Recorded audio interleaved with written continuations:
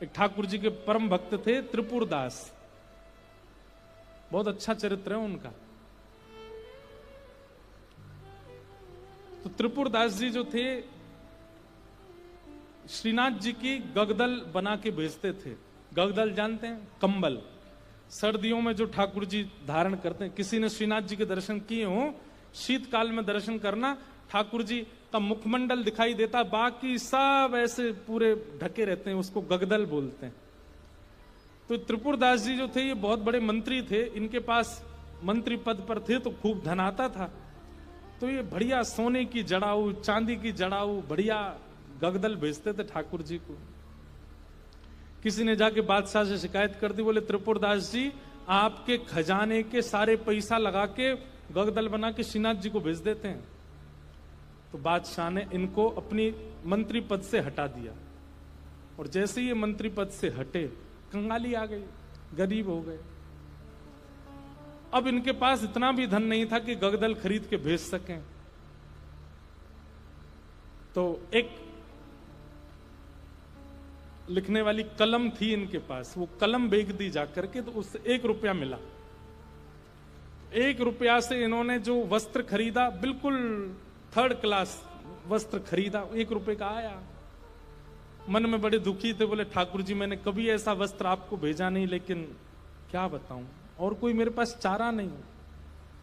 वो वस्त्र खरीद करके और उस पर प्रेम से हृदय से लगा के उस पर बढ़िया सुंदर कुछ रंग रोगन किया, जो जो उन पर उपस्थित था। थोड़े थोड़े इत्र बचे थे, इत्र लगा दिया और किसी के हाथ मंदिर भिजवा दिए। पहले तो हमेशा खुद जाते थे जब मंत्री थे, लेकिन अब मन में सोचे कि कहीं मैं ऐसी अवस्था में मंदिर गया, गुसाई जी ने अगर मुझे इस अवस्था में देखा तो वे कहीं मुझ पर कृपा करने के लिए धनराशि ना दे दें, इसलिए खुद नहीं गए, किसी के हाथों भिजवा दिया।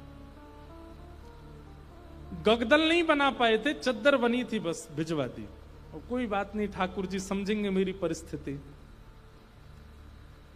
शीतकाल का समय आया, यहां पर वो चद्दर जैसे ही पहुंची तो भंडारियों ने सोचा ये तो बिल्कुल सामान्य स्थिति की है, ये ठाकुर जी की सेवा में क्यों जावे, ऐसे ही रख दो इसको कहीं किनारे, किनारे में कहीं रख दी। शीतकाल प्रारंभ हुआ, जैसे ही ठाकुर जी को गगदल पहनाई, रात्रि में शयन करा करके गुसाई जी चले गए। रात भर गुसाई जी ठिठरते रहे, मुंह कांपते रहे, हाथ पर कांपते रहे। सुबह मंगला में जैसे ही दर्शन करने गए तो भीतर जाके जैसे ही ठाकुर जी को उठाया, और ठाकुर जी के दांतों की आवाज आ रही थी, cut cut cut cut cut cut जोर से, और ठाकुर ठिठर रहे हैं जोर से। गुसाई जी बोले 5-5 गगदल पहना रखी हैं, फिर भी ठिठर रहे हैं, अंगीठी जला के लाओ। अंगीठी जला करके ठाकुर जी के आगे हाथ सेक सेक के, कभी हाथ पे लगा में, कभी गालों पे लगा में, कभी गले पे लगा में। ठाकुर जी बोले जाड़ो लग रहा, बहुत जोड़ते जाड़ो लग रहा मुझे। गुसाई जी बोले जय जय। अंगीठी जला दी, 5-5 गगदल उड़ा दी, और गगदल लेके आओ। महाराज 10-10 गगदल, ठाकुर जी ढक गए पूरे रजाइयों में। 5-5 अंगीठी जला दी, और ठाकुर जी हिल रहे हैं जोर से। और केवल नाटक कर रहे हो ऐसा नहीं, स्पर्श करने में बिल्कुल ऐसा लग रहा है जैसे मानो जैसे ठंडे पड़ गए हो ठाकुर जी। गुसाई जी तो इतनी चिंता में आ गए, क्या करें क्या करें क्या करें। अचानक गुसाई जी बोले 10-10 गगदल और 5-5 अंगीठी, फिर भी ठंडक नहीं जा रही, कोई लीला तो नहीं श्याम सुंदर की। ओहो, निश्चित ही किसी भक्त के द्वारा भेंट आई है और वो हमने पधराई नहीं है, इसीलिए ये सब हो रहा है। तुरंत गुसाई जी बोले किसी भक्त की भेंट आई थी क्या? क्या क्या भेंट आई बताओ। सब बताया, बोले ये भेंट आई है। एक बोला एक और आई है, वो पतली सी चद्दर आई है एक, उसका कपड़ा भी ऐसा हम भी नहीं पहने, वो रखी है किनारे। गुसाई जी बोले वही लेके आओ। लेकर के आए, सारे 10 के 10 गगदल हटाई, पतली सी बेकार से कपड़ा की वो चद्दर जैसे ही ठाकुर जी को उठाई, ठाकुर जी बोले पसीना आ गए मुंह, तो भैया मेरी सबरे जाड़ो चलो गो।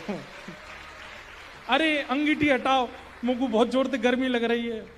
गुसाई जी बोले बलिहारी ठाकुर जी आपकी जय हो, आपको ना तो जाड़ा लगता है, ना भूख लगती है, ना प्यास लगती है, ना गर्मी लगती है।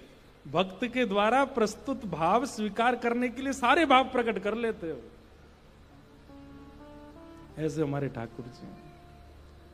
तो त्रिपुर दास की बेचारी की सामान्य सी चद्दर ओढ़ करके ठाकुर जी पसीना बहा रहे हैं अपने मुंह, इतनी जोर से गर्मी लगी आई मुंह। ऐसे हमारे ठाकुर जी। तो आप मत कीजिए, आप तो पवित्रता का भी ध्यान रखो, वर्णाश्रम धर्म का भी ध्यान रखो, सभ्यताओं का भी ध्यान रखो, वेद मर्यादाओं का भी पालन करो। ठाकुर जी को अवसर दीजिए। प्रेम आपका ऐसा हो कि ठाकुर जी नियम तोड़वाने की आज्ञा दें, तब श्रेष्ठता है। हरिराम व्यास जी जिन्होंने जुगल किशोर जी को प्रकट किया, ऐसे श्री हरिराम व्यास जी की बेटी का ब्याह था और अपनी बेटी के ब्याह में जितने ब्राह्मण आए,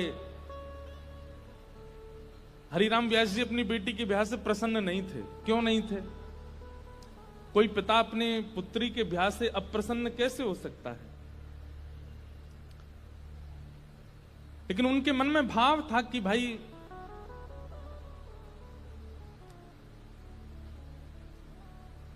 वृंदावन से बाहर क्यों जा रही हो? अपनी बेटी से कह रहे थे कि भाग्य होता है तब वृंदावन प्राप्त होता है, और तुम ब्याह करके अपने पति के साथ विदा होकर के वृंदावन से बाहर जा रही हो, ये मुझे अप्रिय लग रहा है।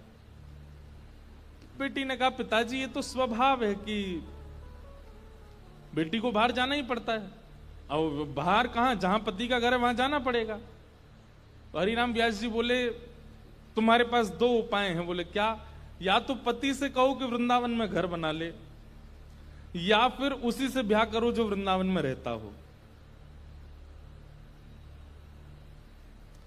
पुत्री बोली, पिताजी अब सब बातें हो चुकी हैं और हमें भी जिससे ब्याह हो रहा है वो हमको बड़ा प्रिय है, अब हो जाने दो ब्याह, ठीक है आते रहेंगे वृंदावन। तो इस बात से इतने नाराज हो गए हरिराम व्यास जी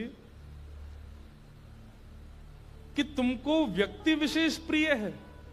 अरे हरिराम व्यास जी तो ये तक बोल गए थे कि भाई लंगड़ा हो, वृंदावन का हो तो उससे ब्याह कर लो, कोई गुण ना हो लेकिन वृंदावन का तो ब्याह करो, क्योंकि वृंदावन रहने को मिलेगा।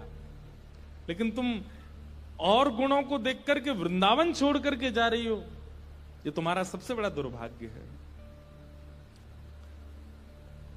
तो अपनी बेटी के ब्याह से प्रसन्न नहीं थे, तो हरिराम व्यास जी की पत्नी और बाकी बच्चे बोले, पिताजी को रहने दो नाराज, हम तो ब्याह करेंगे आनंद से। और हरिराम व्यास जी के शिष्य थे ओरछा के राजा मधुकर शाह, उन्होंने पूरी शादी की व्यवस्था की, लेकिन हरिराम व्यास जी की भौएं चढ़ी नहीं। और ज्यादा दुखी तो वे तब हो गए कि उन्होंने एक शर्त रखी, चलो ठीक है ब्याह कर रहे हो तुम, अपनी मर्जी से कर रहे हो, सब ठीक है, लेकिन पहली पंगत वैष्णव जनों को, संत जनों को, रसिक जनों को करानी पड़ेगी। लेकिन जब ब्याह का प्रसंग आता है ना, तो घर के लोग इन सब चीजों पर विश्वास करते नहीं है। घर के सब सदस्य बोले, पहली पंगत तो बारात की होगी। बोले पिताजी ने कहा संतों को कराओ। बोले बोलने दो उनको, तुम तो उन्हीं को करा दो। और रही बात संतों की, तो एक काम करते हैं, पहले ही पूड़ी कचौड़ी जो भी बना है दावत में, पहले ही निकाल करके अलग धर देते हैं, जब संत आएंगे उनको पवा देंगे। हरिराम व्यास जी को ये बात पता चल गई तो इतने नाराज हो गए। उनका एक पद भी है,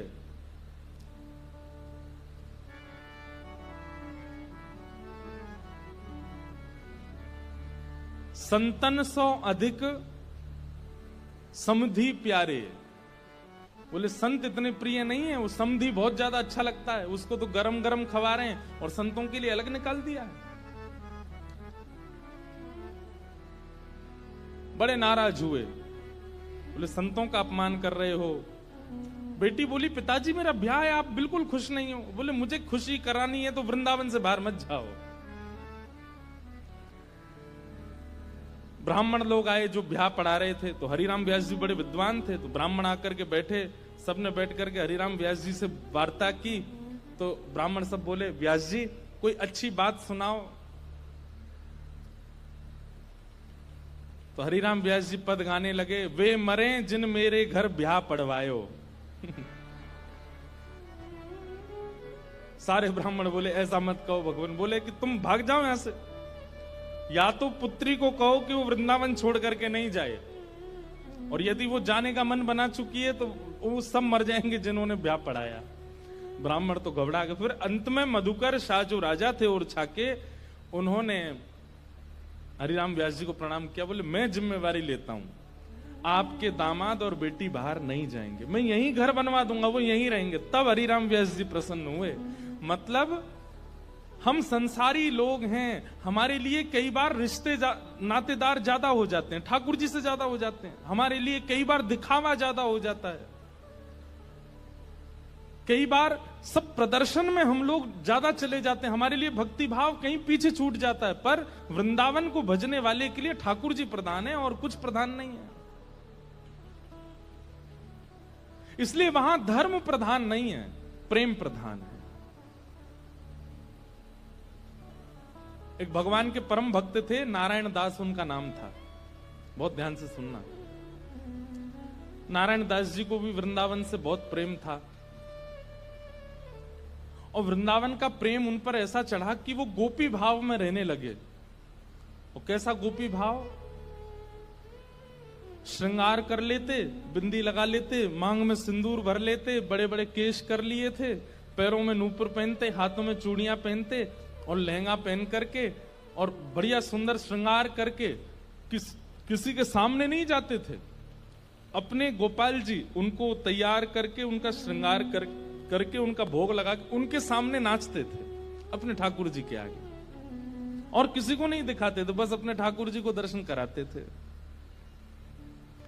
नाचते थे, गाते थे, रिझाते थे, और फिर नाचते नाचते फिर प्रसादी सिद्ध करते, प्रसादी सिद्ध करके फिर राजभोग करा देते, व्यारू करा देते, कलेऊ करा देते, ठाकुर जी के अष्टाम लीला करते, अष्टयाम भोग धराते, लेकिन नृत्य और गायन ये दो सेवा नहीं छोड़ते थे।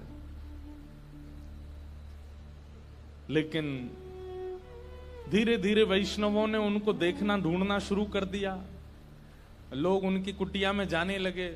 तो वैष्णवों को तो वो बैठने देते थे, बोले आप सब तो ठाकुर जी के समान हो, आपके सामने तो मैं नाच सकता हूं। सब लोग इधर देखो, ध्यान से, आवाज आ रही है हमारी? नृत्य कर रहे थे। नृत्य की ख्याति ऐसी हुई कि एक बार एक बहुत श्रेष्ठ नृत्य करने वाला व्यक्ति आया, और उसको किसी ने कहा कि भाई हमारे यहां एक साधु हैं, वो किसी के आगे नृत्य नहीं करते, ठाकुर जी का, एक बार उनके नृत्य देख लो आप। तो बहुत बड़े नृत्य करने वाले ने जब उनका नृत्य देखा तो वो बोला कि महाराज, मैं बड़े बड़े दरबारों में जाकर के नृत्य करता हूं, ऐसा नृत्य मैंने आज तक नहीं देखा। सब लोगों ने कहा, बोले भैया ये ठाकुर जी के लिए नृत्य करते हैं। लेकिन उस नृत्य करने वाले ने किसी बादशाह को खबर करा दी कि वृंदावन में एक महात्मा है, और बोले वो गोपी बनकर के अपने ठाकुर जी के आगे नृत्य करते हैं और गाते हुए नृत्य करते हैं, ऐसा नृत्य मैंने आज तक नहीं देखा।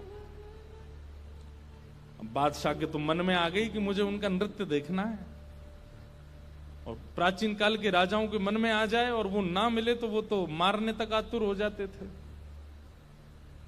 उन्होंने अपने सैनिकों को भेज करके कहा कि आपको नृत्य करने के लिए बादशाह ने बुलाया है, या तो चलिए, और अगर आप इनकार करोगे तो आपकी कुटिया जला देंगे, आपके ठाकुर जी छीन लेंगे, और फिर कभी नृत्य करने लायक बचोगे नहीं।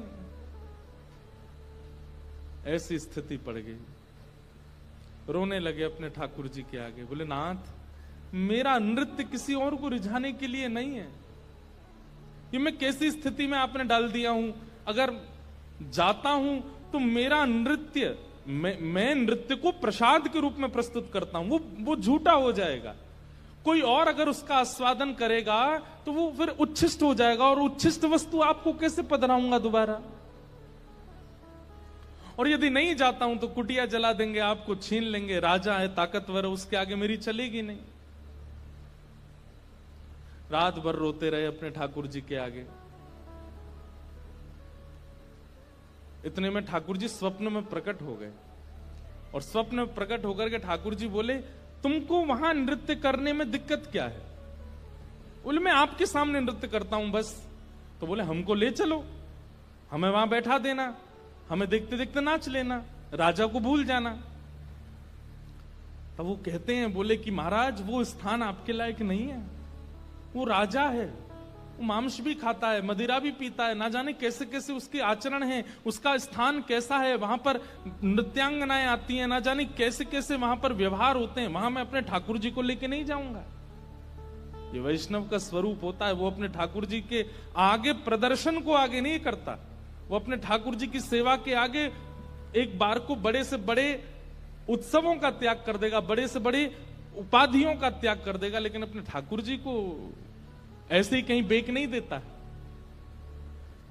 बोले, ये तो नहीं चलेगा, आपको लेके तो नहीं जाऊंगा मैं। तब भगवान बोले, तो फिर नहीं जाओगे तो ये लोग तुम्हारे कुटिया उजाड़ देंगे। तो फिर वो बोला, आप इतना भी नहीं कर सकते, तो फिर काय बात के भगवान, आज तक मैंने आपसे कुछ नहीं मांगा, लेकिन इसका समाधान बताओ मैं कैसे करूं। तब भगवान बोले, देखो तुमने अपनी गली में तुलसी की माला पहनी है, और ये तुलसी मेरा ही स्वरूप है, तो तुम मुझे तो नहीं ले जाओगे, लेकिन ये तुलसी माला तो पहन के जाओगे।